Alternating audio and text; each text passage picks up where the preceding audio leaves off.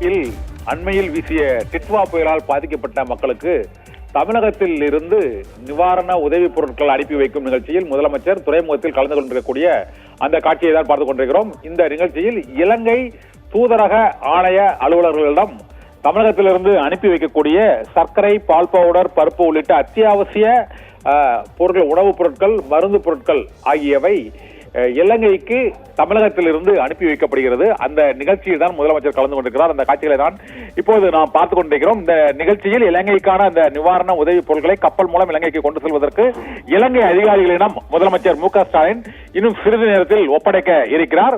அந்த 950 டன் நிவாரண பொருட்கள் தமிழக அரசு சார்பில் இலங்கையில் பாதிக்கப்பட்ட மக்களுக்கு நிவாரண உதவியாக வழங்கப்படுகிறது.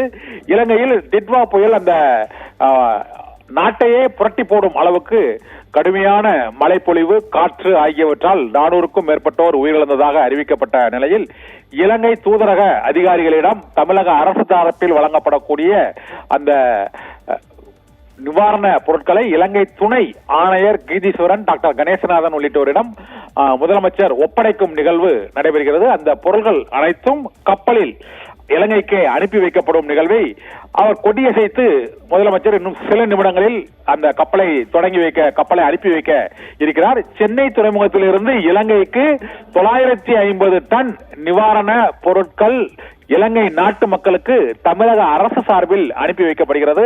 அந்த காட்சிகளை தான் இப்போது பார்த்துக் கொண்டிருக்கிறோம். இன்னும் சில நிமிடங்களில் இலங்கைக்கு செல்லும் கப்பலில் தமிழகத்திலிருந்து செல்லும் நிவாரண பொருட்கள், அந்த 950 டன் நிவாரண பொருட்கள், பருப்பு, சர்க்கரை மற்றும் பால் பவுடர் உள்ளிட்டவை, 10,000 போர்வை துண்டுகள் மற்றும் வேஷ்டி, சேலை துண்டுகள் உள்ளிட்ட அந்த ஆடை மற்றும் அவர்கள் பயன்படுத்தக்கூடிய அத்தியாவசிய பொருட்களையும் இலங்கைக்கு கப்பல் மூலமாக தமிழக அரசு அனுப்பி வைக்கிறது. அந்த காட்சிகளை தான் இப்போது நாம் பார்த்துக் கொண்டிருக்கிறோம். முதலமைச்சர் அந்த பொருட்களை இலங்கைக்கு செல்லும் கப்பலில் அதை அனுப்பி வைப்பதற்கு கொடியசைத்து அனுப்பி வைக்க இருக்கிறார்.